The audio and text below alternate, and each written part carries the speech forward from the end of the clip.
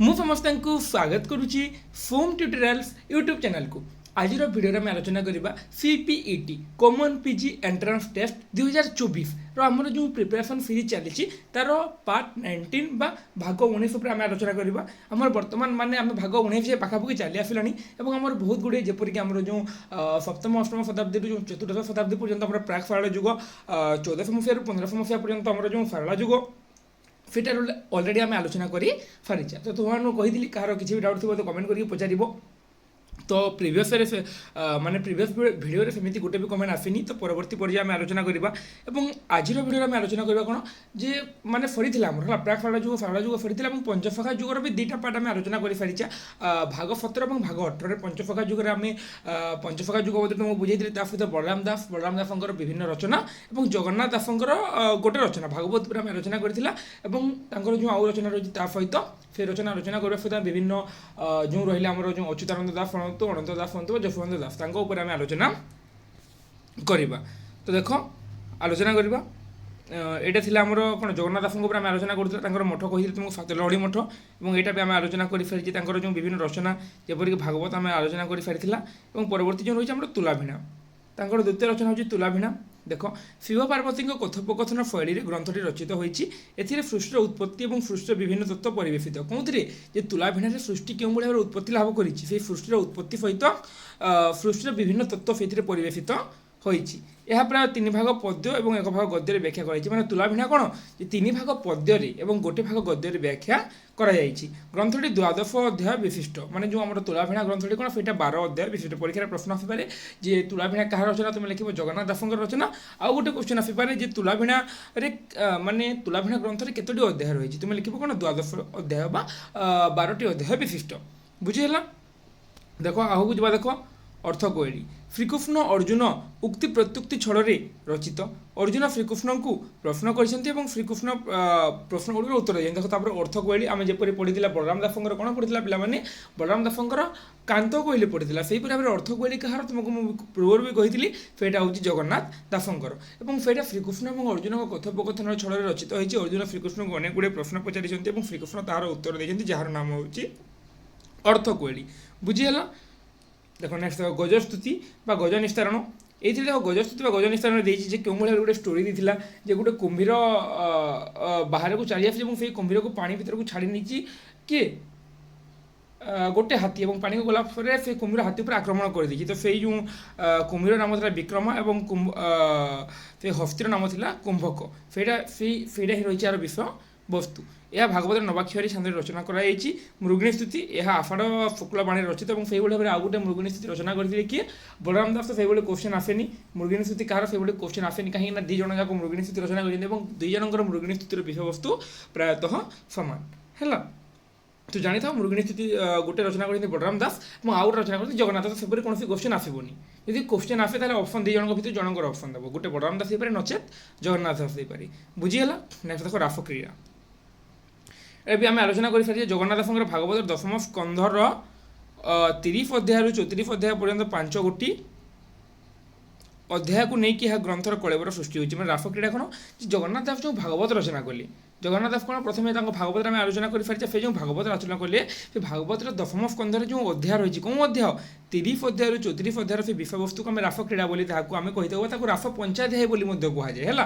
ପରୀକ୍ଷାରେ ପ୍ରଶ୍ନ ଆସିପାରେ ରାସକ୍ରୀଡ଼ାରେ କେତେରୁ କେତେ ଅଧ୍ୟାୟ ଯାଏ ରହିଛି, তুমি লিখিব 30ରୁ 34 অধ্যায় কিংবা রাস ক্রীড়া জায়গায় যদি কোশ্চেন মানে পলে আসে রাস পঞ্চাধ্যায়ী ওড়িয়া রাস পঞ্চাধ্যায়ের কেতেরু কেতে অধ্যায় রয়েছে। মানে জগন্নাথ দাসঙ্কর ভাগবতর কেতেরু কেতে অধ্যায় যায় রাস পঞ্চাধ্যায় রয়েছে। যদি সেভাবে কোশ্চেন আসবে তুমি লিখিব কোণ 30ରୁ 34 অধ্যায়, এটা 30ରୁ 34। কিন্তু যদি সংস্কৃত রাস পঞ্চাধ্যায় আসে সেইটা হব 29ରୁ 33, 29, 30, 31, 32, 33। কিন্তু সংস্কৃত রাসাধ্যায়ের রাস পঞ্চাধ্যায়ের কোশ্চেন আসবার চান্স নেই যেহেতু আমার বিষয়বস্তু রয়েছে ওড়িয়া ভাগবত, তেমন আমি সেটা ওড়িয়া রাস পঞ্চাধ্যায়। বুঝিল না যে আমার যে ভাগবত সেই ভাগবতের যে 10ম স্কন্ধ সেই 10ম স্কন্ধরে যে 30ରୁ 34 যে অধ্যায় রয়েছে সেই অধ্যায়ের যে বিষয়বস্তু রয়েছে তাকে আমি রাসক্রীড়া কিংবা রাস পঞ্চাধ্যায় বলে কহিথাও।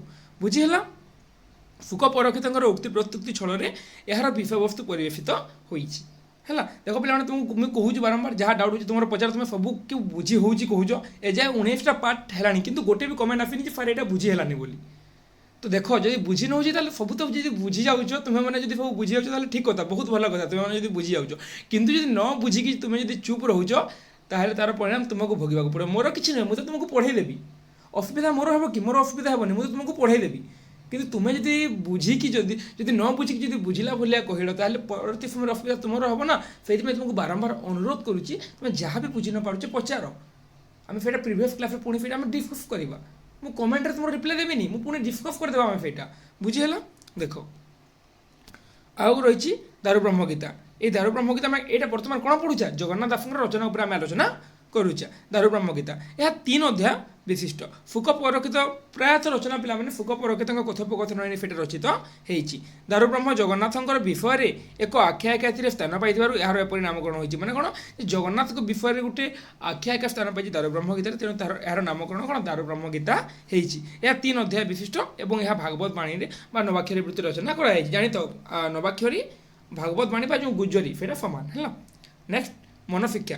ବିଚଳିତ ମନକୁ ଶିକ୍ଷା ଦେବା ନିମନ୍ତେ ଏଥିରେ ପରାମର୍ଶ ରହିଛି, ଖାଲି ଜଷ୍ଟ ଏମିତି କୋଶ୍ଚିନ୍ ବି ଆସିବନି। ତ ଜାଣିଲ ଆମେ ଯେଉଁ ଜଗନ୍ନାଥଙ୍କର ବିଭିନ୍ନ ରଚନା ଯେପରିକି ମନଶିକ୍ଷା, ଦାରୁ ବ୍ରହ୍ମଗୀତା, ରସକ୍ରୀଡ଼ା, ମୃଗିଣୀ ସ୍ତୁତି, ଗଜସ୍ତୁତି ବା ଗଜ ନିସ୍ତାରଣ, ଅର୍ଥକୋଇଳି ହେଲା, ତୁଲାବିଣା ହେଲା, ଭାଗବତ ହେଲା, ସେ ଉପରେ ଆମେ ବର୍ତ୍ତମାନ ଆଲୋଚନା କରି ସାରିଲା ହେଲା।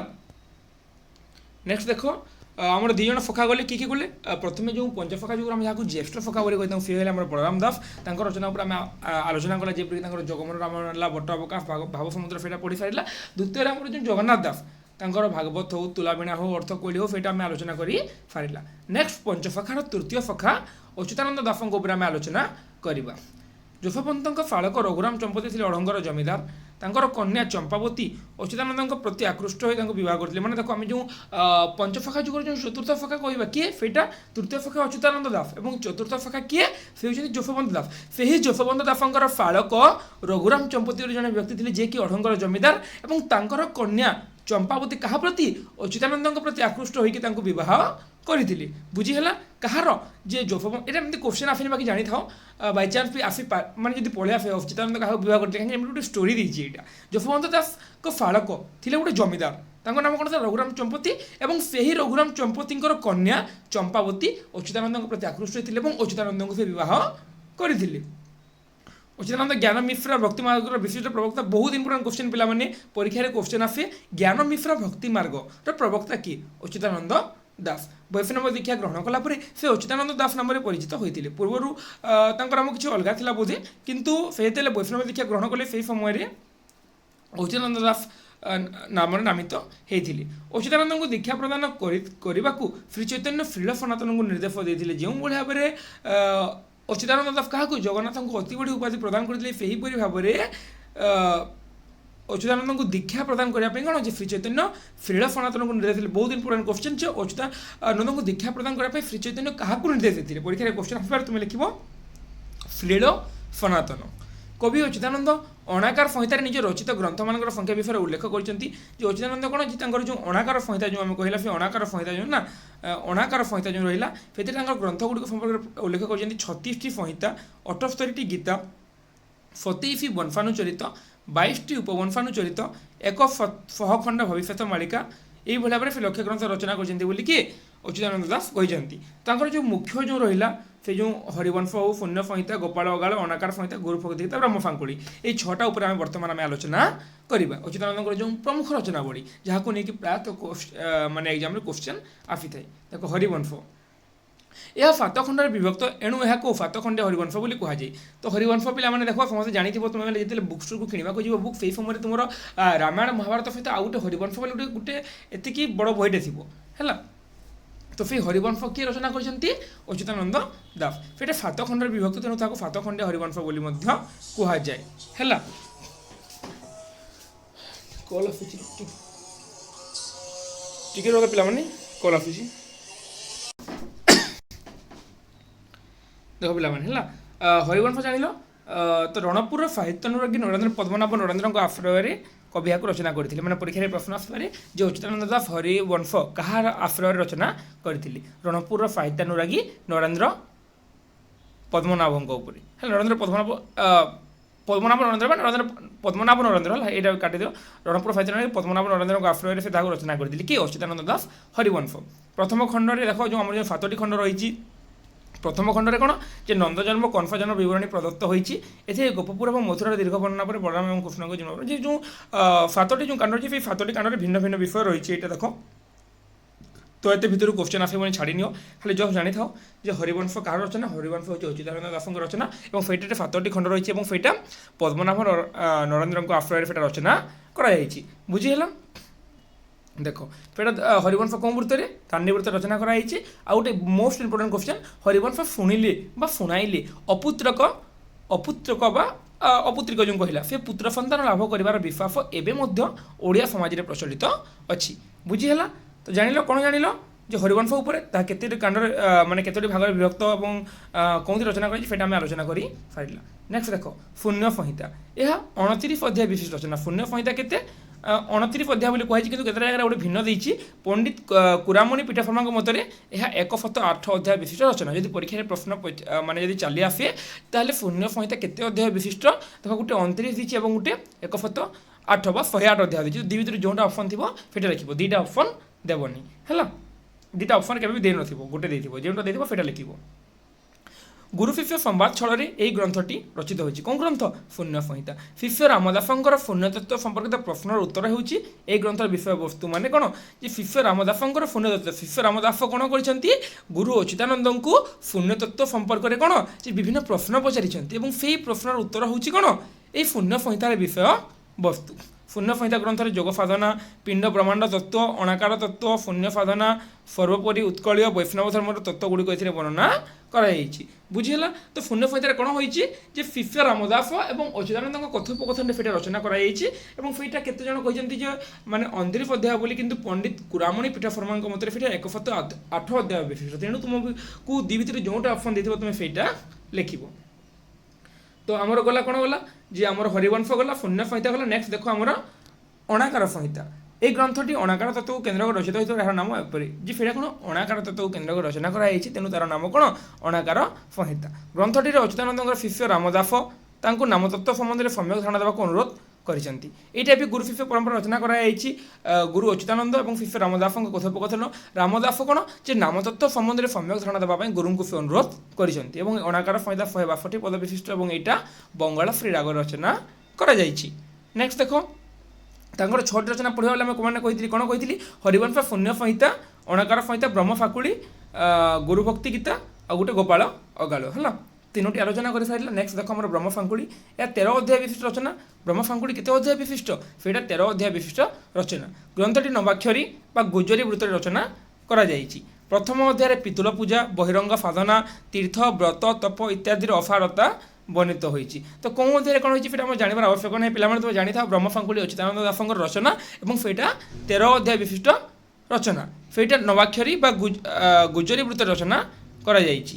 ଏହି ଗ୍ରନ୍ଥରେ ଅଲେଖ ମହିମା ଆଦି ଶବ୍ଦଗୁଡ଼ିକର ବହୁଳ ବ୍ୟବହାର ଥିବାରୁ ପରବର୍ତ୍ତୀ କାଳରେ ଅଲେଖ ବା ମହିମା ଧର୍ମର ସୃଷ୍ଟି ପାଇଁ ଏଥିରୁ ପ୍ରେରଣା ମିଳିଥିଲା ବୋଲି ମିଳିଥିବା ମନ ଯେ ଏହି ଗ୍ରନ୍ଥରେ କେଉଁ ଗ୍ରନ୍ଥରେ যে আমার যে ব্রহ্ম ফাঙ্গুড়ি সেই গ্রন্থরে কোণ যে অলেখ মহিমা আদি শব্দগুড়িকর বহুল ব্যবহার সেটি বহুল সেই শব্দগুড়িক ব্যবহার হয়েছে কেউথিরে আমার যে কহিলি যে ব্রহ্ম ফাঙ্কুড়ি তেণু কোণ কুহযাই যে অলেখ বা মহিমা ধর্মর সৃষ্টি পাই এইথির প্রেরণা মিলিଥିବା ধারণা মନରେ জাত হয়ে ଏହା ଗୁଜରୀ ବା ନବାକ୍ଷରୀ ବୃତ୍ତ ରଚନା କରାଯାଇଛି କ'ଣ ବ୍ରହ୍ମ ଫାଙ୍କୁଳି। ନେକ୍ସଟ ଗୁରୁଭକ୍ତି ଗୀତା ଏହା ଗୁରୁ ଶିଷ୍ୟ কথୋପକଥନ ଛଳରେ ରଚିତ। ଗୁରୁ ଅଚ୍ୟୁତାନନ୍ଦଙ୍କର ଶିଷ୍ୟ ଗୁରୁ ଅଚ୍ୟୁତାନନ୍ଦଙ୍କ ଶିଷ୍ୟ ରାମଦାସଙ୍କ ଏବଂ ରାମଦାସ ଅନ୍ୟାନ୍ୟ ଶିଷ୍ୟ ବର୍ଗମାନଙ୍କୁ ଦେଇଥିବା ଧର୍ମତତ୍ତ୍ୱମୂଳକ ଉପଦେଶ ଏଥିରେ ବର୍ଣ୍ଣିତ ହୋଇଛି। ଯେ ଗୁରୁଭକ୍ତି ଗୀତା କ'ଣ ଗୁରୁ ଶିଷ୍ୟମାନଙ୍କ কথୋପକଥନ ରଚନା ହୋଇଛି। ଗୁରୁ ଅଚ୍ୟୁତାନନ୍ଦ ଶିଷ୍ୟ ରାମଦାସଙ୍କୁ ଏବଂ ଶିଷ୍ୟ ରାମଦାସ ପୁଣି ତାଙ୍କ ଅନ୍ୟାନ୍ୟ ଶିଷ୍ୟମାନଙ୍କୁ ଦେଇଥିବା ଧର୍ମତତ୍ତ୍ୱମୂଳକ ରଚନା ଏଥିରେ ସ୍ଥାନ ପାଇଛି। ଅଚ୍ୟୁତାନନ୍ଦଙ୍କର ଗୁରୁ ଥିଲେ କିଏ ସନାତନ ଦାସ ବା ଶ୍ରୀଚରଣ ଗୋସାଇଁ ହେଲା। ଦେଖ ଏনে କ'ଣ ଦେଇଛି ଦେଖ ଯେ ଏହା ଗୁରୁ ଶିଷ୍ୟ কথୋପକଥନ ରଚିତ ଗୁରୁଭକ୍ତି ଗୀତା କାହାର ଗୁରୁ ଶିଷ୍ୟ কথୋପକଥନରେ ଗୁରୁ ଅଚ୍ୟୁତାନନ୍ଦଙ୍କର ଶିଷ୍ୟ ରାମଦାସଙ୍କୁ ଓ ରାମଦାସ ଅନ୍ୟାନ୍ୟ ଶିଷ୍ୟମାନଙ୍କୁ ଦେଇଥିବା ବୋଲେ ସେ ଯେଉଁ ଗୁରୁ ଶିଷ୍ୟମାନଙ୍କୁ ଯେଉଁ ବାଣୀ ଶୁଣିଛନ୍ତି ସେଇଟା ଏଥିରେ ବର୍ଣ୍ଣନା ହୋଇଛି କିନ୍ତୁ ଏମିତି କ୍ୱେଶ୍ଚନ୍ ବି ଆସେନି। ଜଷ୍ଟ ଜାଣିଥାଉ ଯେ ଗୁରୁଭକ୍ତି ଗୀତା କାହା কথୋପକଥନ ଗୁରୁ ଶିଷ୍ୟଙ୍କ কথୋପକଥନରେ ହେଲା। ଅଚ୍ୟୁତାନନ୍ଦ ଦାସଙ୍କର ଗୁରୁ କିଏ ସନାତନ ଦାସ ବା ଶ୍ରୀଚରଣ ଗୋସାଇଁ ଏବଂ ସେଇଟା କେତେ ଭାଗରେ ବିଭକ୍ତ 3 ଭାଗରେ ବିଭକ୍ତ। ଏତିକି ଜାଣିଲେ ଆମର ସରିଲା। ନେକ୍ସଟ ଦେଖ ଆଉ ଗୋଟେ ଆଲୋଚନା କରିବା ଆମେ ଆମର ଗୋପାଳ କ'ଣ ରହିଛି ଗୋପାଳ ଅଗାଳ ଆମେ ଆଲୋଚନା କରିବାର ଟିକେ ରୁହ ହେଲା। এটা সরিলা আমার গুরুভক্তি গীতা গলা। নেক্সট আমার গোপাল ওগাল কইলি ଏହା ହାଫ ପରିହାଫ ଛଳରେ ରଚିତ। ଏଥିରେ ରାଧାକୃଷ୍ଣ ତତ୍ତ୍ୱ, ଗାୟତ୍ରୀ ତତ୍ତ୍ୱ, ମୟୂରଚୂଳ ରହସ୍ୟ, ଗରୁଡ଼ ହନୁମାନ ଯୁଦ୍ଧ, ରୁକ୍ମିଣୀଙ୍କର କ'ଣ ସୀତାବେଶ ଓ ରହସ୍ୟପୂର୍ଣ୍ଣ ତତ୍ତ୍ୱ ଏଥିରେ ଅବତାରଣା କରାଯାଇଛି ଗୋପାଳ ଓଗାଳରେ। ହେଲା, ଗୋପାଳ ଓଗାଳ କାହା ଛଳରେ ରଚିତ? ହାଫ ପରିହାଫ ଛଳରେ ରଚିତ ହେଇଛି। ପଞ୍ଚସଖା ଅନନ୍ତ, ସତ୍ୟ, ତ୍ରେତା, ଦ୍ୱାପର ଏବଂ କଳି ଯୁଗରେ ଜନ୍ମଗ୍ରହଣ କରିଥିବା କଥା ଏଥିରେ ବର୍ଣ୍ଣିତ ହୋଇଛି। ସେମାନେ ଅନନ୍ତ ଯୁଗରେ ବ୍ରହ୍ମଗୋପାଳ କିଏ? ପଞ୍ଚସଖା। ଗୋପାଳ ଓଗାଳରେ କ'ଣ ବର୍ଣ୍ଣିତ ହୋଇଛି? ଯେ ପଞ୍ଚସଖା ଅନନ୍ତ, ସତ୍ୟ, ତ୍ରେତା, ଦ୍ୱାପର ଏବଂ କଳି ଯୁଗରେ ଜନ୍ମଗ୍ରହଣ କରିଥିବା କଥା ଗୋପାଳ ଓଗାଳରେ ବର୍ଣ୍ଣିତ ହେଇଛି। ସେଇ ପଞ୍ଚସଖା ଅନନ୍ତ ଯୁଗରେ ବ୍ରହ୍ମଗୋପାଳ, ସତ୍ୟ ଯୁଗରେ ବ୍ରାହ୍ମଣ, ତ୍ରେତା ଯୁଗରେ କ୍ଷତ୍ରିୟ, ଦ୍ୱାପର ଯୁଗରେ ବୈଶ୍ୟ, କଳି ଯୁଗରେ ଶୂଦ୍ରରେ ଜନ୍ମଗ୍ରହଣ କରିଥିଲେ ବୋଲି ଏଥିରେ ଉଲ୍ଲେଖ ରହିଛି। କିନ୍ତୁ ଏତେ ଡିଟେଲ୍ସ ଜାଣିବା ଦରକାର ନାହିଁ, ଖାଲି ଜାଣିଥାଅ ଗୋପାଳ ଓଗାଳ ହାଫ ପରିହାଫ ଛଳରେ ରଚନା କରାଯାଇଛି। ହେଲା, ଖାଲି ସେତିକି ଜାଣିଲେ ତୁମର ଜଷ୍ଟ ହେଲା। ଆଉ କ'ଣ ବିଷୟବସ୍ତୁ ରହିଛି ତୁମେ ଯଦି ଜାଣିବାକୁ ଚାହୁଁଛ ତାହେଲେ ଜାଣିପାରିବ। ତ ଆଲୋଚନା କରିସାରିଲା ଆମେ କାହା ଉପରେ?